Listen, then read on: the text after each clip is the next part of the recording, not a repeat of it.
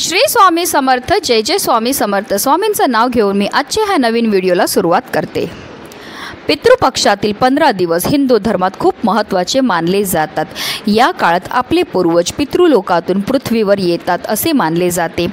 पितृपक्षात पितर आणि पूर्वजांच्या आत्म्याच्या शांती व तृप्तीसाठी श्राद्ध, पिंडदान व तर्पण असे धार्मिक विधी केले जातात।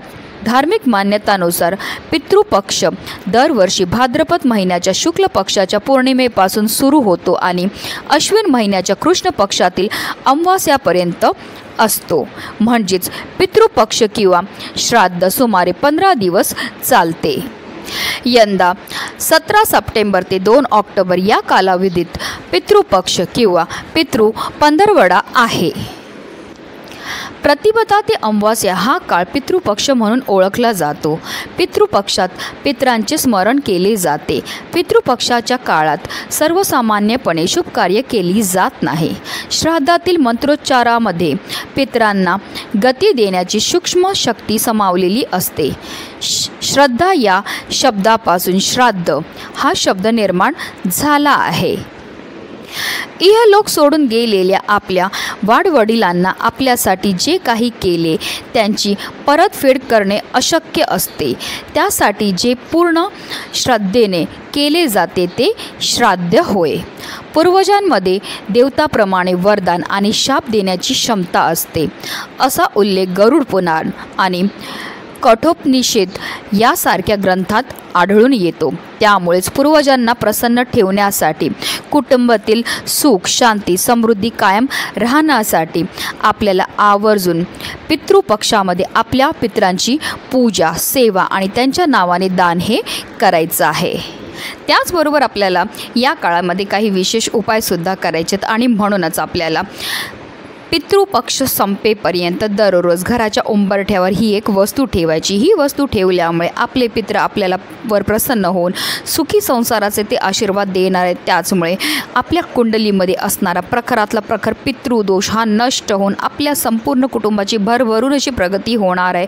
अतिशय प्रभावी असा हा उपाय आहे, ज्याबद्दल सविस्तर आणि महत्त्वाची अशी माहिती मी तुम्हाला या व्हिडिओमध्ये देणार आहे। तर व्हिडिओ पूर्ण पहा आणि जर तुम्ही माझ्या चॅनलवर नवीन असतील तर चॅनलला सबस्क्राईब करा आणि शेजारी बेल आयकॉन सुद्धा प्रेस करा, जेणेकरून तुम्हाला माझ्या नवनवीन व्हिडिओचं नोटिफिकेशन हे मिळत राहील आणि तुम्ही एक पण व्हिडिओ मिस करणार नाही। पूर्वजांच्या सदोष कर्माची फळं त्यांच्या वंशजांना भोगावी लागतात। यालाच आपण पितृदोष म्हणतो। आपल्या जीवनात अनेक प्रकारचे दोष असतात, त्यापैकी एक म्हणजे पितृदोष। ज्या व्यक्तींचे पूर्वज सुखी नसतात त्यांच्या कुंडलीत हा दोष तयार होतो। दरवर्षी येणाऱ्या पितृपक्षात पितरांचे श्राद्ध न केल्याने, श्राद्धविधीत भाग न घेतल्याने आणि पितरांच्या आत्म्याच्या शांतीसाठी पूजा न केल्याने हा दोष प्रबळ होतो आणि सर्व प्रकारच्या समस्या आपल्या जीवनामध्ये निर्माण होतात।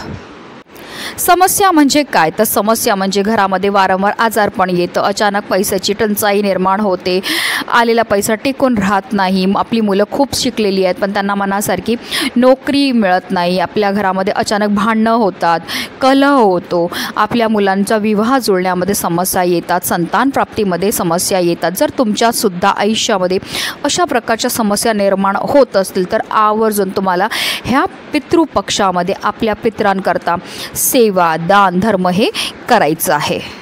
असं म्हटलं जातं की ह्या पितृपक्षामध्ये आपले पित्र ह्या भूतलावर येतात आणि ते कावळा, कुत्रा, गाय ह्या रूपामध्ये असतात आणि ते आपल्याला पाहत असतात की आपण त्यांच्याकरता कोणत्या सेवा, कोणते दान हे करत आहेत।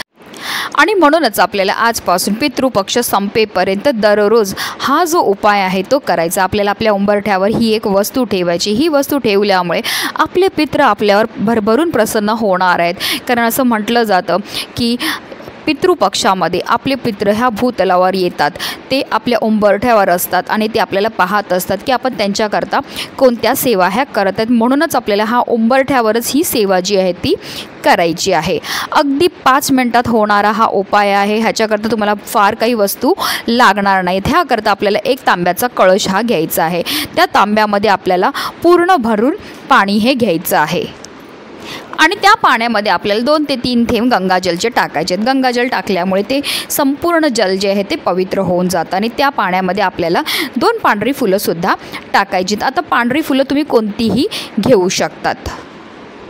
सर्वप्रथम आपल्याला आपलं उंबरठा स्वच्छ पुसून घ्यायचं आहे. उंबरठ्याची बाहेरची जी जागा आहे ती सुद्धा स्वच्छ पुसून घ्यायची. तिथे पाणी हे शिंपडून घ्यायचं आहे. आता तुम्ही फ्लॅटमध्ये राहत असेल, तुमच्याकडे पाणी शिंपडायला जागा नसेल तर स्वच्छ पुसून घेतलं तरीही चालणार आहे.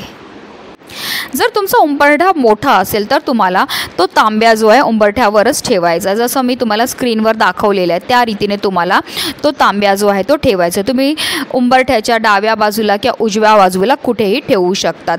आता तुमच्या घरचा उंबरठा छोटा आहे, त्याच्यावर तांब्या राहणार नाही. मग काय करायचं, उंबरठ्याच्या बाहेर तुम्हाला हा तांब्या जो आहे तो ठेवायचा. पण तांब्या डायरेक्ट जमिनीवर ठेवायचा नाही आहे.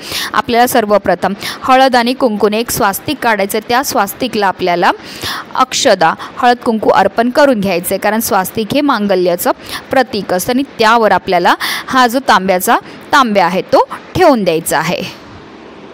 आता हा जो तांब्या आहे तो संपूर्ण दिवसभर, संपूर्ण रात्रभर आपल्याला आपल्या उंबरठ्यावरच ठेवायचा. आणि दुसऱ्या दिवशी आपल्याला काय करायचं आहे, स्नान झाल्यानंतर तिथून हा तांब्या जो आहे तो उचलायचा आणि ह्या तांब्यामध्ये जे पाणी आहे ते आपल्या मुख्य प्रवेशद्वारावर आणि आपल्या संपूर्ण घरामध्ये आपल्याला शिंपडायचं आहे. अशा रीतीने आपल्याला हा उपाय जो आहे तो दररोज करायचा आहे. हा उपाय केल्यामुळे आपले पितृ जे आहेत ते आपल्यावर प्रसन्न होतात आणि आपल्याला सुखी संसाराचा ते आशीर्वाद देतात. आणि त्यांच्या कृपेने आपल्या कुंडलीमध्ये असणारा प्रखरातला प्रखर पितृदोष हा दूर होण्यामध्ये मदतही मिळत असते. उपाय अतिशय साधा आणि सोपा आहे, पण त्याचा प्रभाव एवढा मोठा आहे की आपल्या आयुष्यामध्ये असणारे सर्व दुःख, सर्व विघ्न, सर्व दारिद्र्य नष्ट होऊन आपल्या संपूर्ण कुटुंबाची भरभरून अशी प्रगती होणार आहे. म्हणूनच व्हिडिओ जास्तीत जास्त लोकांपर्यंत शेअर करा, जेणेकरून प्रत्येकाला ही सेवा करायची संधी मिळेल. हीच मनामध्ये इच्छा. श्री स्वामी समर्थ. जय जय स्वामी समर्थ.